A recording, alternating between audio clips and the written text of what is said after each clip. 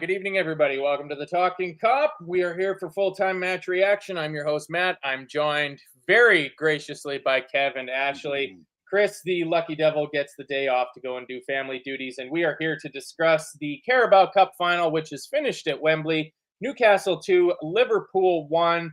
And I mean, Kev, the one positive about being on here live to do a post-match show is that in a minute or two, we'll be able to report live on the Liverpool team bus showing up to Wembley to play in this game, because I don't think they were actually there for kickoff. No, we got absolutely battered from pillar to post. Never got into it, never turned up. Outplayed, outworked, outfought, lost every individual battle. A terrible day at the office and a terrible week.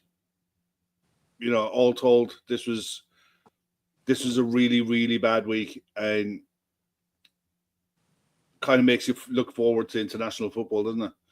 Because I need a break from this lot, and this lot need a break from football at the minute. By the looks of that, they looked nothing like a Liverpool side that we've seen all season. They looked totally devoid of ideas and totally devoid of bravery, which is a horrible trait to pick up, especially in the final. That was shocking. In every level you want to put it was so bad. There's, I think, two players that can come out, two, maybe three players that come out of that with any credit, and two of them are subs. Yeah, terrible day at the office. One you want to fucking erase from the memory banks, but it's done. Forget it. And you know what? The only person I'm looking forward to seeing, and I don't want to see him yet, but hopefully he'll come into chat at some point today, is Davey. Because Newcastle, he's going to be off celebrating. Yeah, Davey is going to be absolutely. Davey's a Newcastle fan who drops into the chat on a regular basis lately, and for him, this is all his Christmases come at once. Newcastle turned up on the day. They had a game plan. They stuck to it.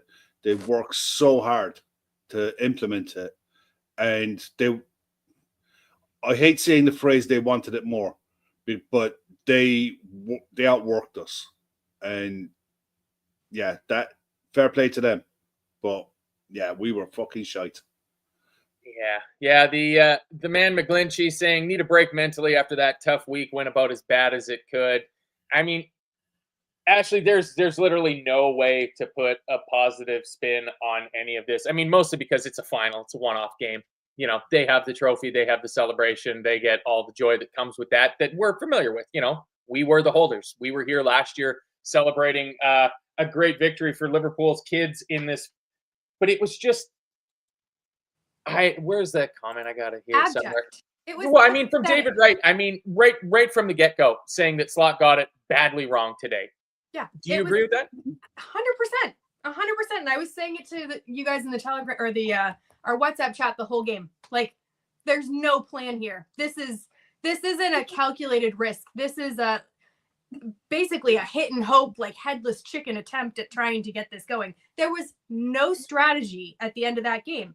And you know, that's one thing that was the issue. But I mean, you can go through the whole team. There was no energy.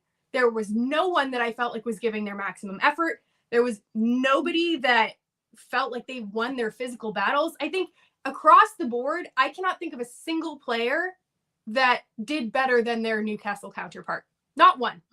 Genuinely, not even close. And to have that happen in a final, it's never acceptable. And especially after, you know, the disappointment of this week, I was really, really expecting a bounce back. I was expecting something. And this felt like a total regression from the team. And I get that they're tired. They put in a lot of effort. They played 120 minutes against a very, very, very strong team in PSG. But, like, my God, they could have at least come up with a plan knowing, okay, the players are tired. Maybe we're not going to be able to be our usual pressing selves. Like, maybe we need to make some adjustments. None of that happened. Maybe you could have looked at the squad and said, these guys have no legs. There were players that looked like they were dead on their feet after 15 minutes. Maybe don't start them. Maybe you can use them later in the game if you want to close it out once you kind of have things set up. But every single decision for me was wrong. And I think a lot of this does come back on Slot. And I think in general, like, this is his first big fail for me. Yeah, it's hard to argue with. I mean, Kev, some of the decisions that Arne Slot is forced into making, he is literally forced into making, just simply due to the fact that both of our right back, our starting and our backup right back in Trent and Bradley are both out injured. Some talk over what do you do in that position, and he ends up going with Kwanzaa. And I'm going to go ahead and say, I thought out of the players that started, the only one of them that comes out of that match with any positive credit at all for me is Jarrell Kwanzaa. No, I thought he was all right. But that's it wasn't. The rest of them were shit. But No, it wasn't. It wasn't his fault. He was asked to do a job today, and he did. He was okay. You know, the problem for me came with midfield, where we refused to play through midfield until the second half. We refused to give the ball into feet to McAllister and Gravenberch and Szoboszlai. We even refused to look for it. And I wanted Jones to start at right back for a reason, for a very good reason.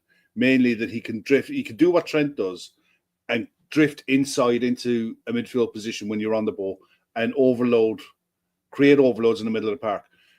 We were outnumbers in the middle of the park all day long. Their three-man midfield were disciplined, they had quality, and they were strong on the ball. And every time we got on the ball at the back, we looked long.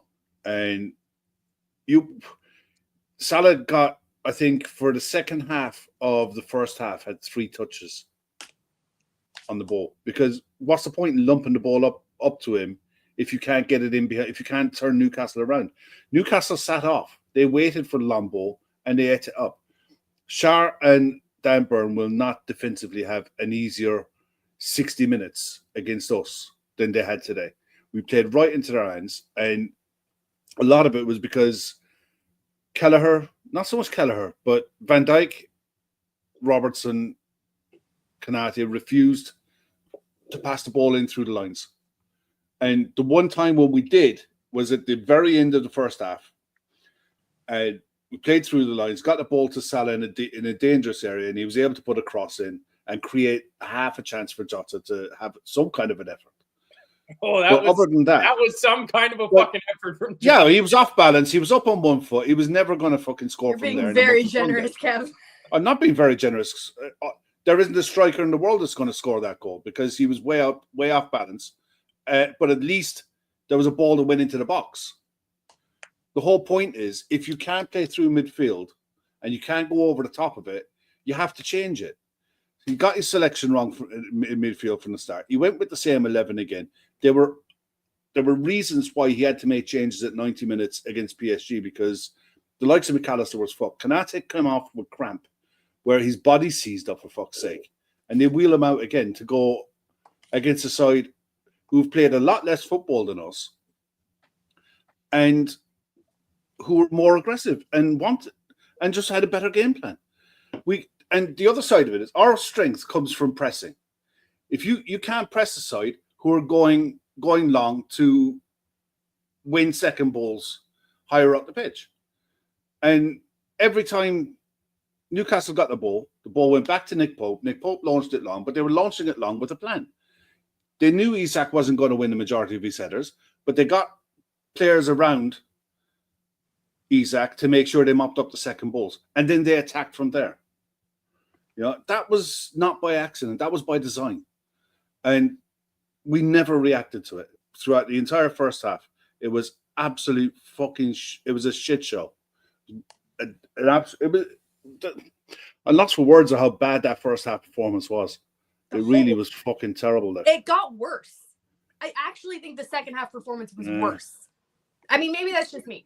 I don't know. I just don't see the point of throwing on 6 attacking players. I understand that you're going for the game. I do. But that feels like the kind of thing I would do on FIFA. Like, you have to have a plan for what you're going to do with those 6 attackers because they were just on the edge of the box taking pot shots. Jones made a difference. Elliott looked promising. There were players that came on that definitely made a difference. But there was no strategy to what we were doing. Like, we lost any sort of patterns of play. We were just a whole bunch of attackers running toward the goal, like a bunch of, I don't know, like 10-year-old children playing in a park. I don't know. I mean, maybe I'm being too harsh, but for me, there was no tactical genius plan in that second half. And we are all about control and patience and doing things the right way. We lost that completely. When he went in, really pissed me off. When he went made all the changes, I just went throwing the baby out with it. He's just throwing the kitchen sink at it, and that's fine. You can understand you're 2-0 down. You can understand trying something, but you have to try something with a plan of building up through the lines. But Newcastle just dropped off anyway. They were 2-0 up. They didn't have to go on attack anymore. So Newcastle dropped off. So we were going to gain more control naturally, you know. But even then, I felt for almost the entirety of that game, Newcastle defended with control. They left us have the ball, but they were in control of the situation completely. You know, that we've said it for years when we've been watching Eddie Howe's sides and Newcastle in general. They're a pig of a side to go 1-0 down to. You know, because they will defend their lines and they are a pain in the arse. I mean, someone made the point in there about Newcastle went long to Isak. Isak is 6'3". He's going to challenge in the air for balls. Jota's 5'9". Dan Burn is 6'8". There's one winner in that fucking contest. And how Arne Slot or anyone at Liverpool thought that it was a good idea to go direct to Diaz on the wing or to Salah on the wing when they're dropping off and persist with it is beyond me. It makes absolutely no sense whatsoever. And Newcastle, with 38% possession of the ball, created so much with it. The scoreline flatters us 2-1. You know, if it weren't for Kelleher, who made 2 or 3 really good saves, then that would have been a cricket score. It would have deserved it. Their performance deserved a 4 or 5-1. It did. And there's no getting away from it. There's no hiding from it. That's how bad we were. Oh, we were so bad. I mean, before we get on to talk about their goal, Kev, quickly from you, and then we'll go on to Ashley on it. The Trippier handball. That a handball for you, Kev? Not a hope. No. Came up off his foot. His hands in the natural position. The only way that's a handball is if you see him flick his hand out to flick it around someone. It's not. It's just not. Ashley, what's your thoughts? It's clutching at straws. I mean, no, not for me. Okay, then. Well, let's move on to Ashley's favorite topic, which is Liverpool and corners. Ashley, yay! I'm going to give you a role-playing situation. You are Liverpool's set-piece coach, okay? You are to set up you're going to set up how we're going to defend set pieces against Newcastle for the Carabao Cup Final. Who are you going to have mark Big Dan Burn from set pieces, Ashley? You know what? If I was picking, it would not be the shortest fucking person on the pitch. For fuck's sake. Who thought that was a good idea? Honestly, like, how many players do we have that are maybe just over 6 feet to start with? Like, he's literally the shortest person on the field. Honestly, like, that's like asking me to mark Virgil van Dijk and I reach his belly button. Like, there'd be no chance in hell.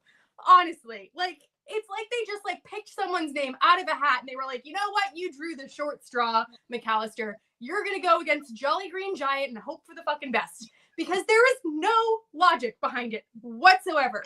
Honestly, like anyone else, make Quiveen Kelleher mark him. Make Allison come on and mark him. I don't fucking care. But don't pick the midget. I believe they're called Little Person now, Ashley, even though I absolutely love that. I'm sorry. I'm sorry. My vote would have been for, honestly, I don't know. If it was Elliott or McAllister, neither of those choices work. Yeah.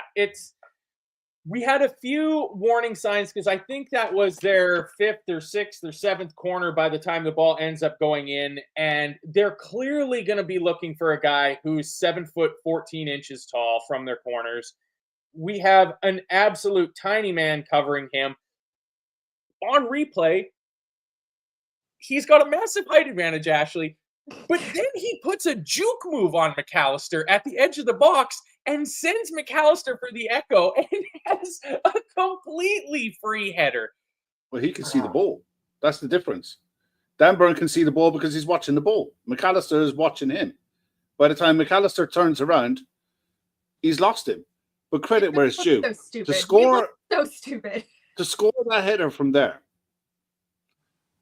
I still think Kelleher should be saving that. That ball travelled a long way. And all the pace was on the cross. He got a good connection on it. But if that was a shot from his feet, there is no way a keeper, you wouldn't be looking at anyone but the keeper. And Kelleher is scrambling.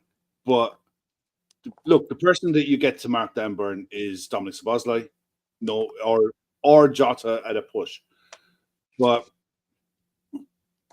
they did a good job with their corners because Kieran Trippier, for all of his failings as an aging fullback, and yeah, he turned up today, but his delivery from set pieces is excellent. It always has been.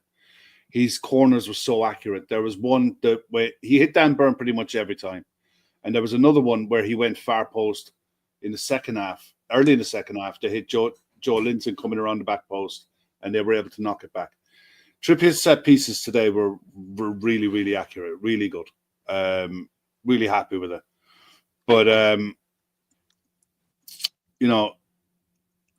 I still don't think that Dan Burn, no matter what he says, or no matter what Liverpool will say as who should be marking who, you should not be scoring a header from that far out.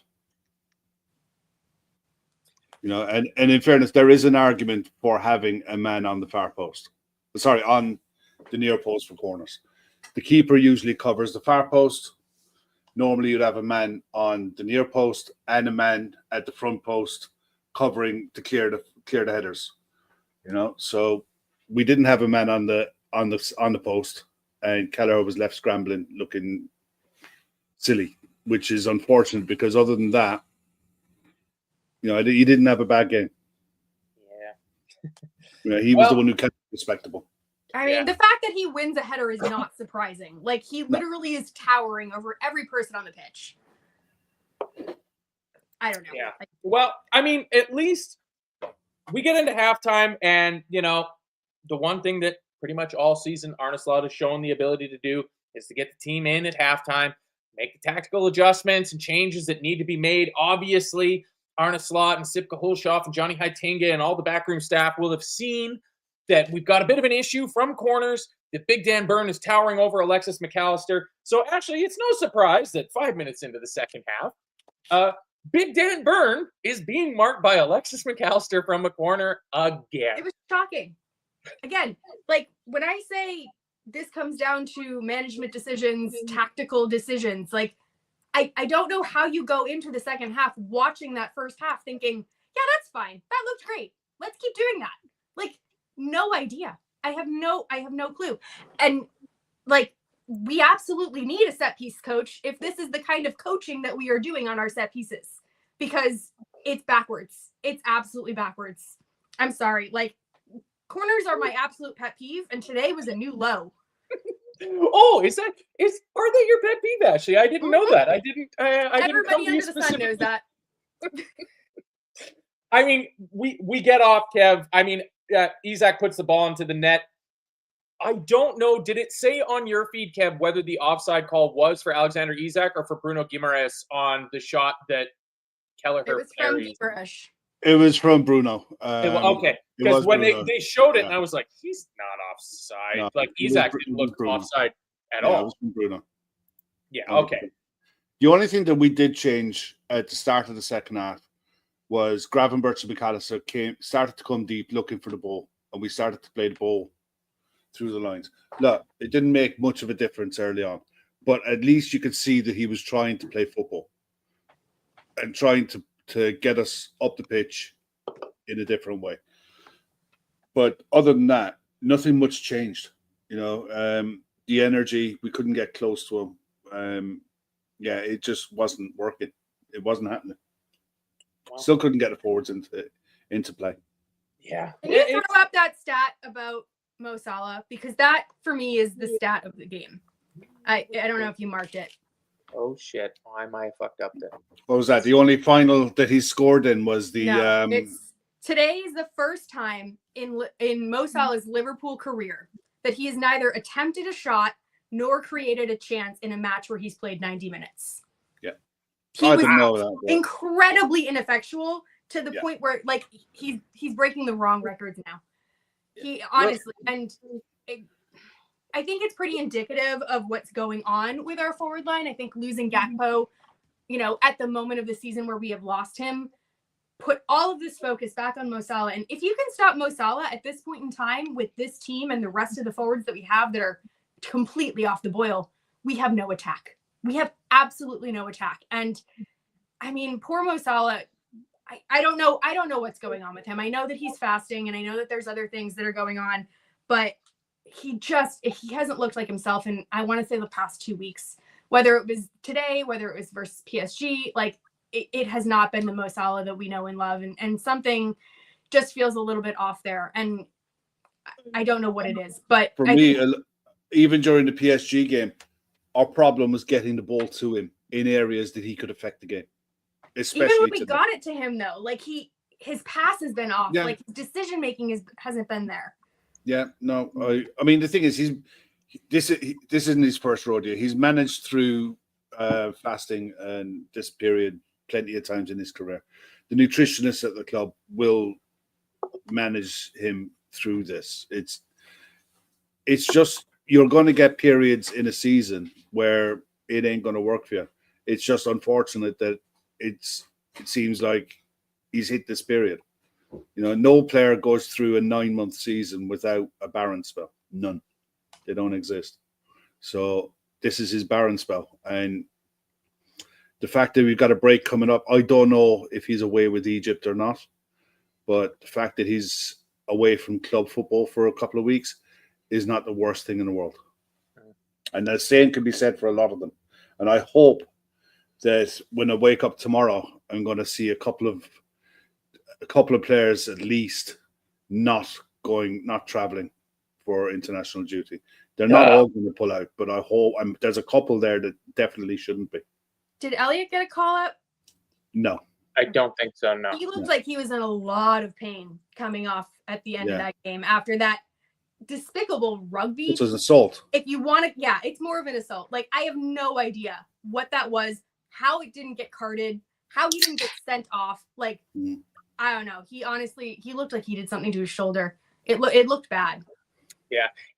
You would like to see the team be a little more cute with the players going away on international duty. Like Ryan Gravenberch comes off of the pitch.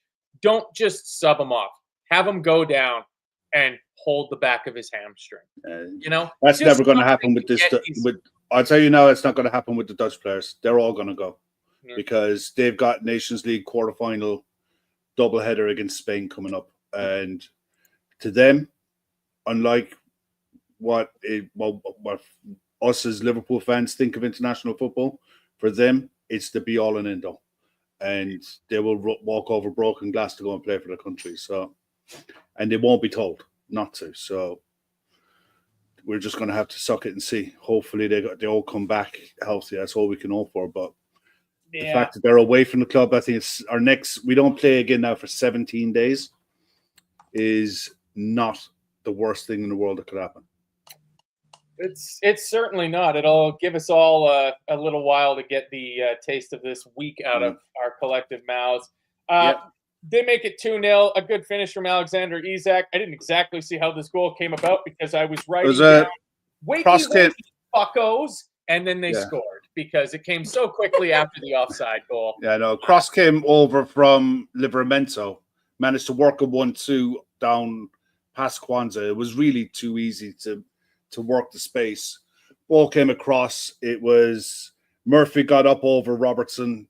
Not much Robert can do from there. Murphy can see the ball coming across, and he's running onto it. Robert tries to block him off. Murphy gets a decent touch on it. Isak spins off of Kanate, makes a space for himself in the box, and just comes onto and it's a Keller can do nothing about it. It was actually really intelligent movement by Isak. When you watch it back, I don't expect you to watch it back, but if you see the goal again, watch Isak's movement. Because I'm never watching that game ever again. He pulls out to make this, because that's where the space is. So he pulls out to give himself that extra yard to be able to come onto the ball. And at 2-0, that's when the baby in the bathwater, everything got chucked out, and we just started to play like we were playing in a school playground. Everybody lumped forward. Well, it's the first change has come, and it's Jones for Konate, Darwin for Jota, and I presume that Jones will be going right back, kind of like you were thinking was going to happen, Kev, when you guys were doing the pre-match preview show earlier in the week. But instead, Gravenberch drops into the midfield.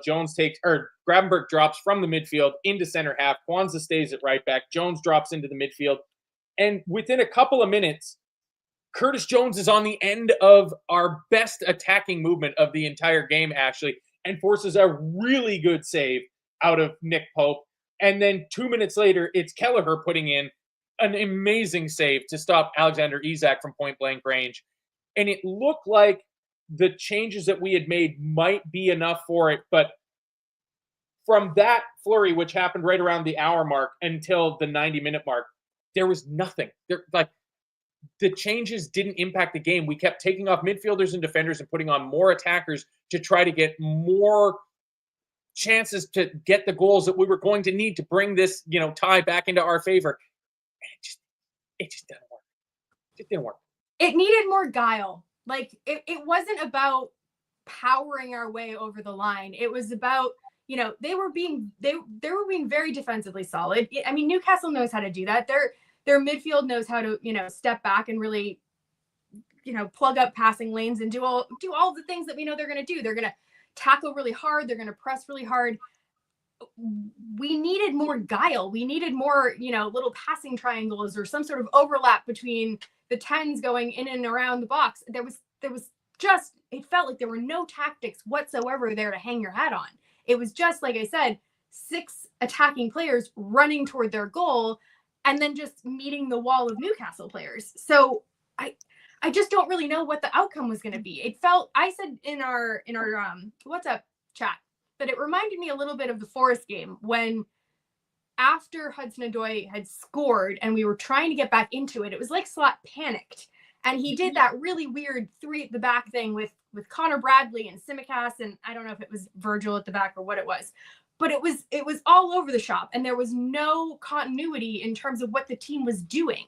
And we were closer to getting into the game without those changes than with them, because we just kind of looked like chickens with their heads cut off.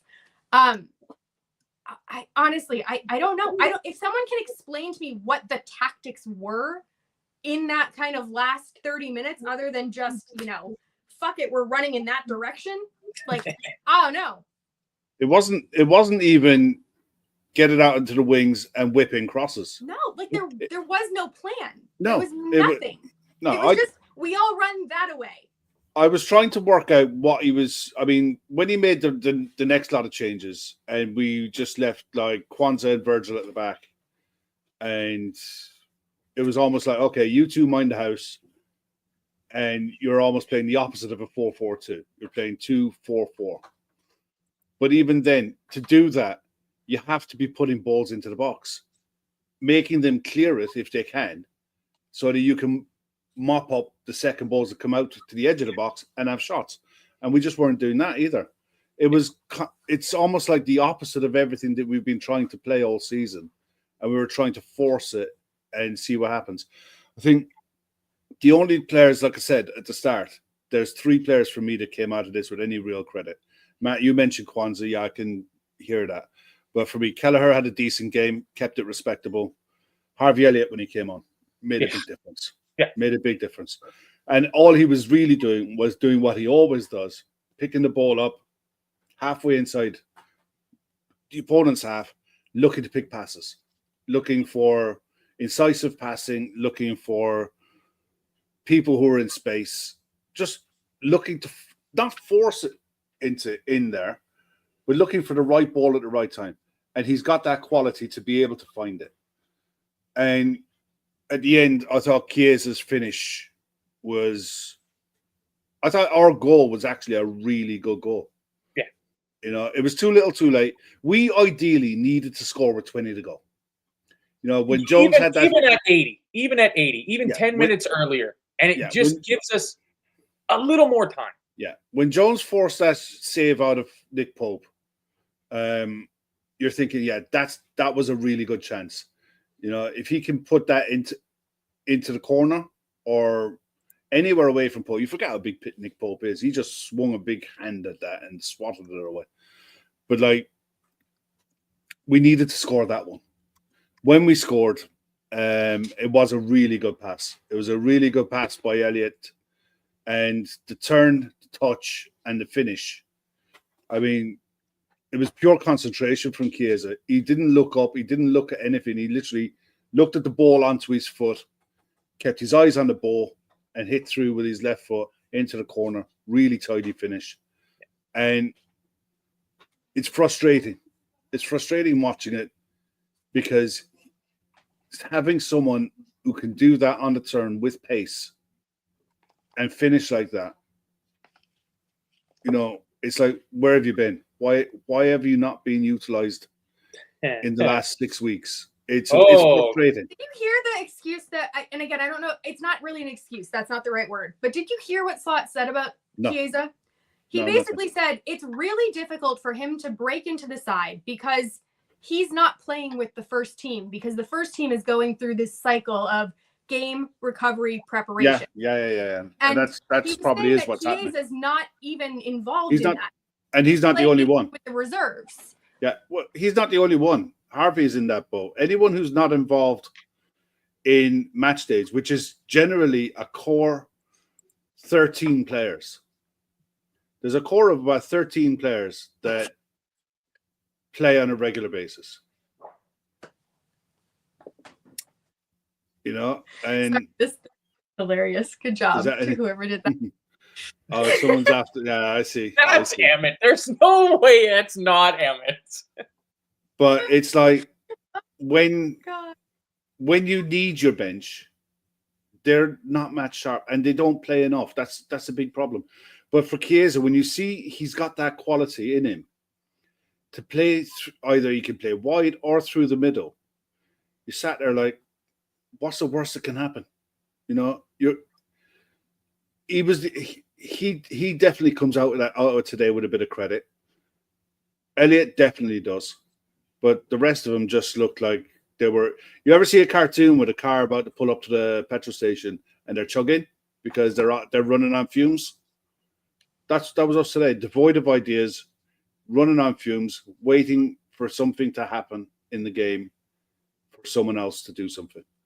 Newcastle just attacked it and deservedly won their tainted trophy.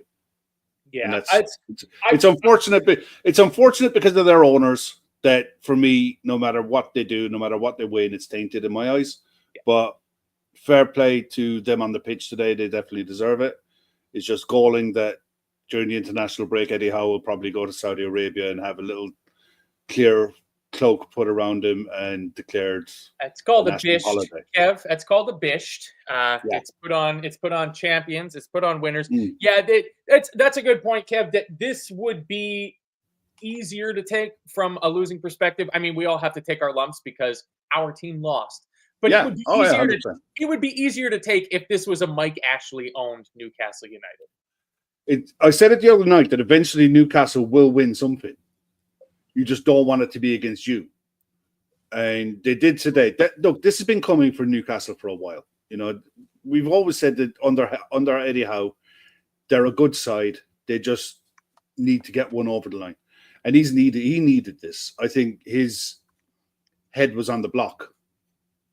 Figuratively, anyway, at the end of this season, because of the amount of money that they've spent on that club and the ambition that the owners do have. You see what the owners are looking to do with other sports, with golf and with snooker and boxing. You know, they want to make that region the biggest region in the world for sport, and they want to use Newcastle to do that for them through football. And, you know, I think they had to get something over the line this season. It was vital for Eddie Howe. Yeah.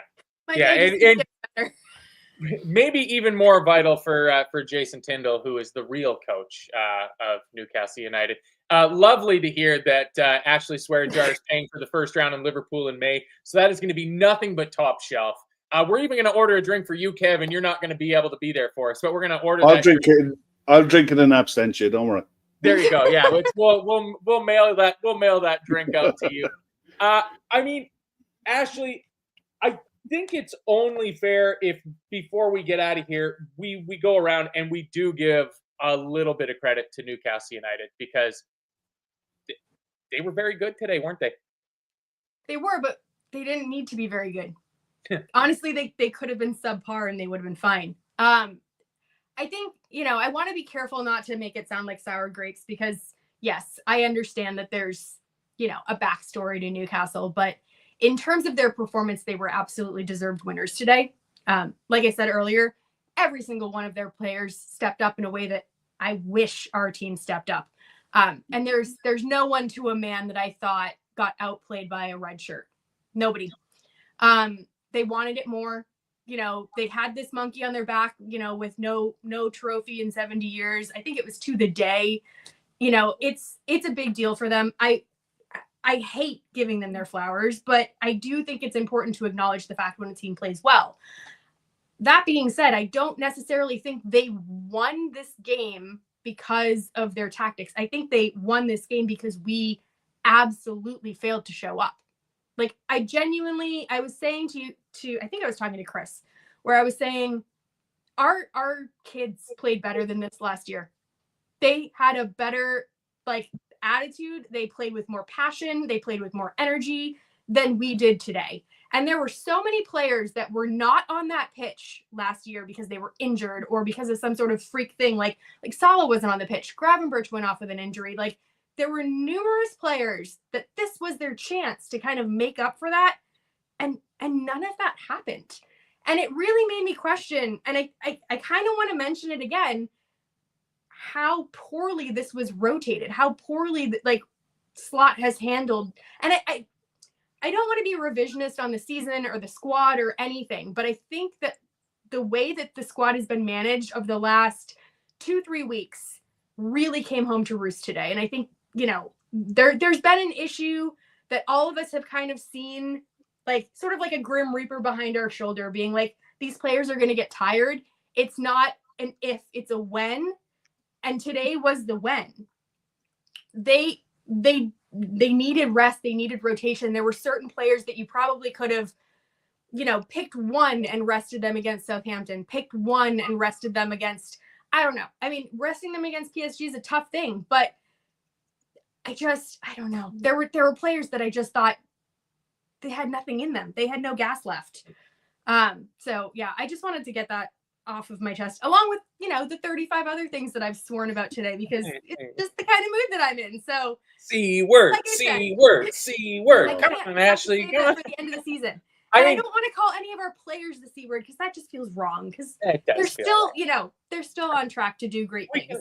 We can save that for the season's end. We'll do a live show from Liverpool, and you can make everybody's day super happy from there. I mean, Kev, I just wanted to give Newcastle's players some flowers because I agree with what Ashley said. A 1v1 across the pitch. They won every single individual battle. Yeah. They won all the areas of the pitch. Their defenders out-muscled our forward line. They won the midfield battle. Their forwards were better than our defenders were. Goalkeeper maybe is a toss-up. Maybe you'd say that was a toss-up. That Kelleher and Pope had about par. Pope had a quiet day. Look, I think that the best players they had in the pitch was Dan Burn, Kieran Trippier, Bruno Guimaraes, Joe Linton, and Jacob Murphy. I thought Alexander Isak was kept really quiet. Basically the whole team. No, but Alexander Isak, goal aside, he had one good chance and he finished it. And that's what a top number 9 does. He gets one good chance and he finishes it. Other than that, I think we played him really well. But I think in the midfield, Joe Linton and Guimaraes outworked Szoboszlai and McAllister in a big way. And that's where the tide turned. They were winning more of the second balls. They were able to keep pressure on, and that eventually told.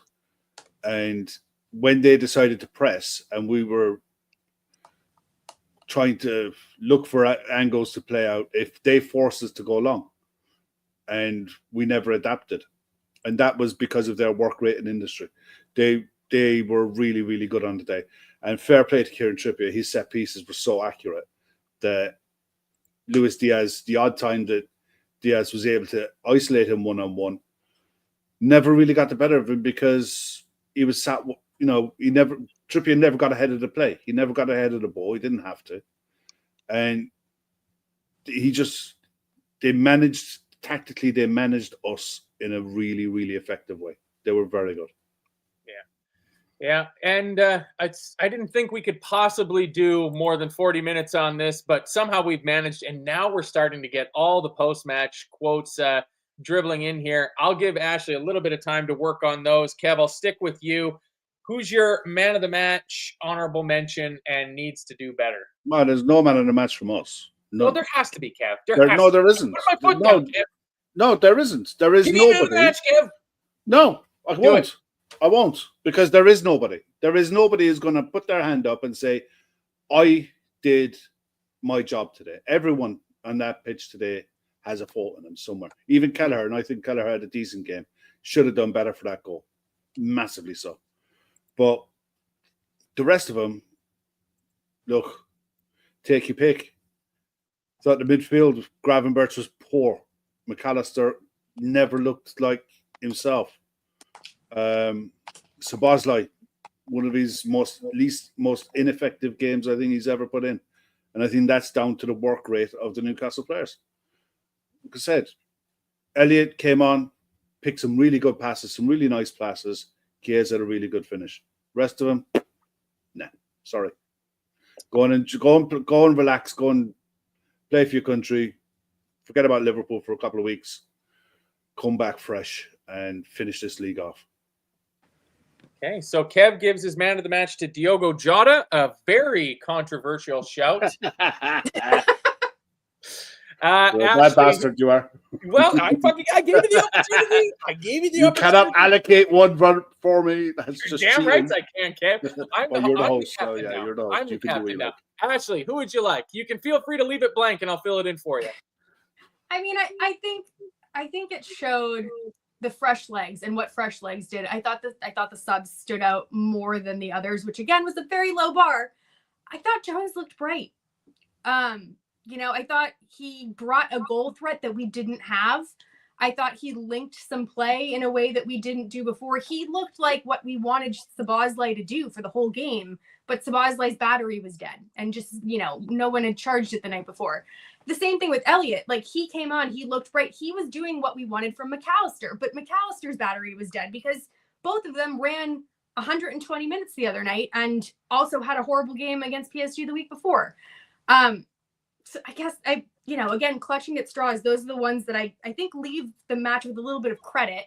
I think obviously Chiesa, he gets his goal, which I thought was actually kind of just hilarious because, the narrative was there for it to just be weird. Could do better for me is Slot, though. I don't think there's any getting away from the fact that this was not a good performance from Slot. And I think this is his fourth final. He's lost 3 now. He's won 1, and it was a Dutch final, like a cup or something in the Dutch league. So he doesn't have an awesome record. He's new at this. I expect him to get better and learn from this. But to me, this was an unacceptable tactical setup. Yeah. And the corners were shit. So whoever was on the corners, they get the axe. Yeah, it's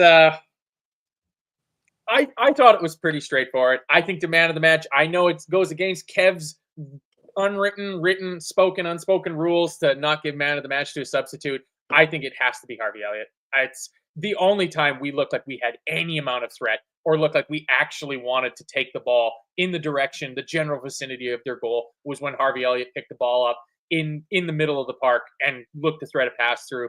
It's not surprising that the consolation goal we got came from a Harvey Elliott tackle and pass that set up Federico Chiesa. I would give my honorable mention to Jarell Kwanzaa. He's not a right back by trade. Earlier in the show, there's a few people going back at me when I mentioned Kwanzaa saying that he's not good on the ball. He's never going to be good on the ball. And he's okay on the ball. He's not terrible.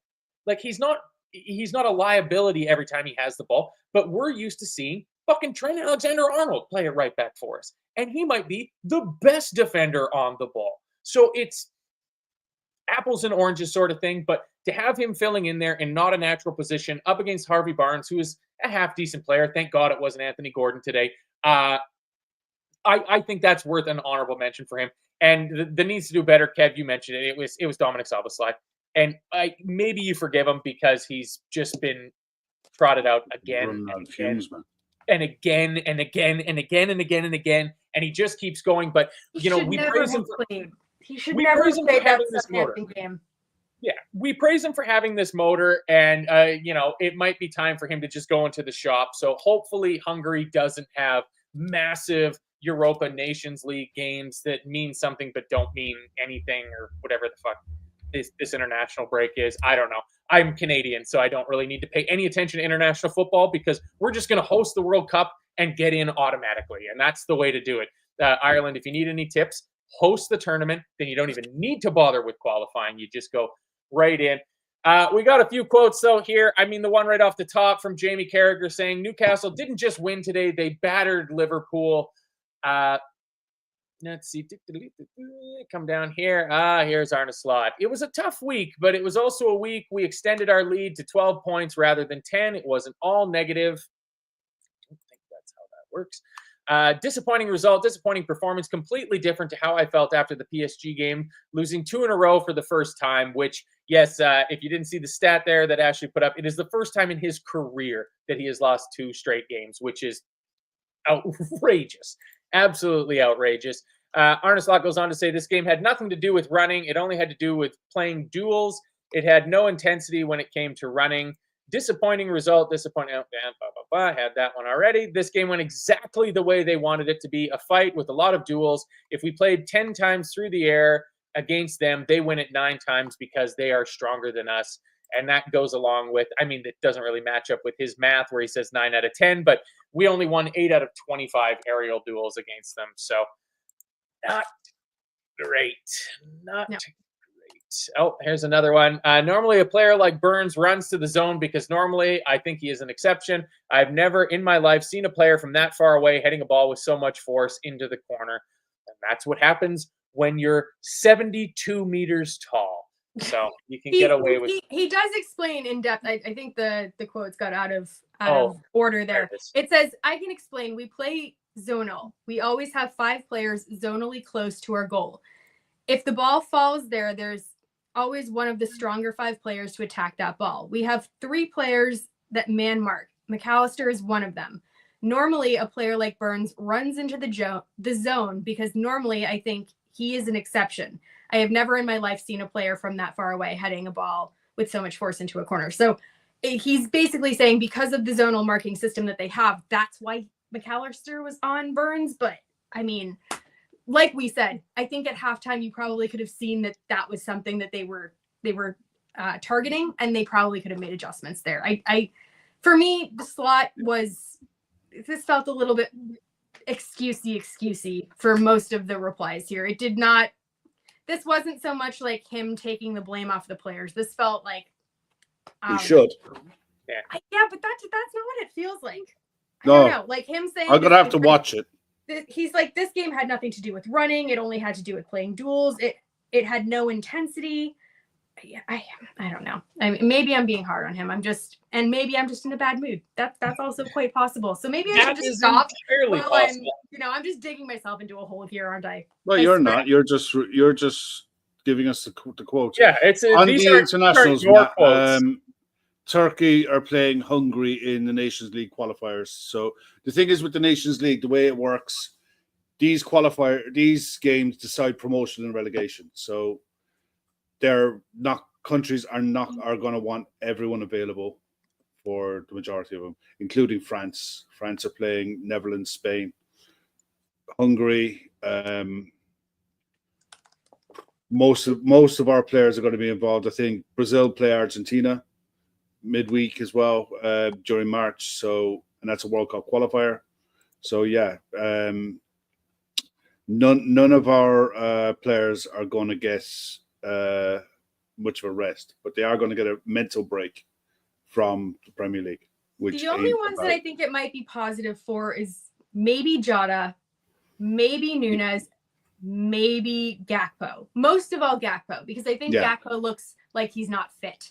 They can't fucking play him. He is so not fit. It was one of my notes, but I'm sick of looking at the fucking things for 2 weeks. Yeah, he's come on in 2 games now, and he doesn't look fit. Actually, he doesn't run.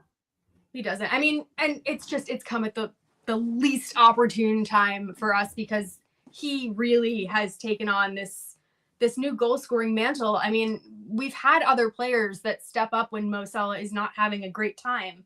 That was Gakpo. And to lose him, I think it really shines a light on what we are missing in our forward line. And I think that there's definitely work to be done there. And I'm not going to pick on any one of those guys. But I just think we look pretty toothless right now is, I guess, the nicest way I can put it. Yeah. Well, I'll put this in the nice way. Scouser Peace says, fair fucks to Ashley, Kevin, Matt for coming on and doing a show. Your honest assessment helps one cross today's results. Thanks. That's Fuck you, job. Scouser Pete. No, that's what I'm going to say. Take that, Pete. Take that, Pete. We're on a bad mood because we've lost the League Cup final and everything fucking sucks. Oh, don't make no mistake. We're all fucked off with that game. Yeah. And how you can't tell that I'm upset. Yeah, we all are. I mean, I'm we all doing are. with a smile on my face, but I think I've been pretty harsh. But I think you got to. I think you have to. You have to look at everything in context. I mean, disappointing in the result for sure. But I'll wake up tomorrow morning and it's St. Patrick's Day, and I'll just go and enjoy myself. I won't give this game tomorrow, and I'm flying to Florida. So yeah, I won't give this game a second thought. I'm done for like a week. Yeah, I won't give this game a second thought. That has to go to work tomorrow. Fucking it sucks to be you. It's Irish Independence Day, and Ashley's off on international duty, flying out to Florida. So must be nice. Just a regular old day for me. Just a regular old day for me. But yes, that's more than enough for us. We're pushing close to an hour on a game that we did our best, guys. I mean, it's hard to take a steam. Madge is stressed. Make a good show. Madge is stressed. That game made her want to go and do the hoovering. God help everyone in Madge's house. Yeah, God help everyone in Madge's house. That's not good. It would have been a perfect day if my missus had just started vacuuming right in the middle of doing this show, and I could have just dropped out and let you guys done this all. No. But hey, it is what it is, and I mean, now I don't exactly have our remaining schedule, fixtures, and table in front of us, but I'm pretty sure, Kev, that we have one thing and one thing only left to deal with this year. Well, the thing is, we started the week with a possibility of competing in 3 trophies. We're down now to 1. So as weeks go, it's been an absolute shitter. Yeah. But the one that we've got left to go for is the one that we all want. And that's the most important thing in any season, is you're going for a domestic league title. You want to win a Premier League, this is what everyone is in it for. The rest is bonuses. If you win a domestic cup, usually you got a nice draw and you get a bit of luck on the way. And didn't happen for us today. In Europe, if you go and win a European Cup, guaranteed you're going to need luck along the way. The league is the one thing where it's an absolute leveler. Everyone will get a bit of luck along the way, but more often than not, the side who wins it are the ones who deserve it. And Everton up next to Anfield, and I imagine that Anfield will be on wheels that night because we will be like a scolded dog waiting to see this side back playing. 2.5 weeks, it's a long time to wait. Yeah, 17 days. Time to wait to get this out of the system. Mm-hmm. And I hope to God they come back and they show up because, they've worked. I mean, I didn't throw it in there. There was a quote from Virgil where Sky had the mic over him at halftime in the huddle. And he basically said, we've worked so hard to be here. Let's finish this. And that didn't come to fruition today. And I think about the team where it is right now in the season. They've worked so hard. We need to regroup. I actually think that this is probably a good time for us to be breaking and just to have a change of scenery for some of the guys, because I would be a little bit nervous if we had another game, say in 3 days after watching that performance. I think that the team needs a refresh. And I know that some of the guys are going to be playing on international duty, but I hope the change of scenery is enough to just kind of give them, the mental break they need so they can come back and really you just finish it off with a sprint and just do it right. It's right there. It's on the cusp. We've got a buffer. Great things are on the horizon, but we do have to do the business, and we can't show up like we showed up today. Absolutely. Or not show up like we did today. Yes. Well, 6 of one, a half a dozen of the other. Yeah. So that's thanks everybody for joining us. I hope this has been cathartic, therapeutic, whatever you needed to get through it. If you are Irish or of the Irish persuasion, or just like a good excuse to have a few drinks, enjoy your St. Paddy's Day. Kev, happy St. Paddy's Day. As the only Irish on the show. I believe Gav has a show for this evening lined up. I'm not entirely sure who he's going to be able to I get just on. make sure your alerts are on. Just keep a buzzer. I hope Shawnee's on, because maybe he can do the swear jar next. Yeah, well, if we have a combined, I think Shawnee's been on the drink all day. Ashley and Shawnee's swear jar, we're all drinking and eating for free at the end of May. I mean, not for free. You guys are going to pay for it, but that's fine by me because I'm a good boy. I've never sweared once on YouTube. Oh, sure. Lying sack of shit. I've been called better and I've been called worse. I hope everybody enjoys the international break. Again, our full rollout onto Patreon membership starts on Tuesday, I think it is, the 18th of March. So we had our first kind of members Patreon show yesterday with the final 20 matches, which it was the same 3 of us. Kev, Ashley joining myself, doing the final 20 of the 3 o'clock games. That's going to be something we hope to have going forward for the rest of the season. Few more of the member shows that are on there. If you've been watching them, I'm sure you've been enjoying them, whether it's the High Five shows with Conan from the Villa podcast or Phil Casey from This Parish, Good Process, the Match Reaction extra shows, stuff like that, using video. Don't forget the luck of the Irish. Yeah, and of course the luck of the Irish. And if you know what that means, then you know what that means, because that was one of the stranger things I've ever. Sign on to Patreon because it's worth it. Yes, it's worth like a $10 membership to watch that show. Well, there was at least Emmett that paid for a new YouTube membership to just watch Narrative Corner 2.0, which became the luck of the Irish on Thursday, and it was some of the silliest shit you will ever see. Emmett's live quote from the chat said, "Not only would I pay the $3.99 to watch it, I would pay the $399 to watch it." So if that's anything to go by, it was pretty spectacular. Yeah, Gav missed a trick by not upping the memberships for the rest of the month there to take that $400 off of Newtown Rangers FC, who I'm sure actually ended up paying for that. So that one's for you, Emmett. I don't know if Emmett's still in here, but yes, thank you everybody for watching the show. Please hit the thumbs up on your way out if you've watched us. Consider coming on over to Patreon and becoming a member over there to take part in more of the madness that is the Talkin Kop channel. And if you've been a longtime member of this show or just a fan of the arts, Peter Smith, who is one of the people that's been on this channel many, many times in the past. He's got a show in Dublin at the, Vicar Street Theatre. Vicar Street Theatre, yeah. Yeah, playing Phil Lynn at a Thin Lizzy. There's tickets available for the shows that are on in June. The April shows are all sold out. And Phil also has a movie coming out called Code Red Spain. You will find the Vimeo link to watch the trailer for that video in the description below. Please just support one of the people from this channel doing something that they love to do. And it's pretty cool to see a guy that you watched on YouTube talking about the Liverpool stuff and fighting with Phil Casey. And then there he is looking like he's an international hitman in an actual proper movie. That's very cool for Phil. What's not cool, though, is losing finals. But what is cool is still being 12 points ahead in the league, because come the end of May, we're either celebrating a league title or the biggest fucking choke job in the history of choke jobs. So we're going to have something to talk about. Don't even throw that out in the universe, Matt. Hey, if it's not been out in the universe before, I can't possibly have been the first person to have said it. Either which way, we're going to make content from it. Thanks for joining us, everybody. Enjoy the fucking dumb international break. Bye.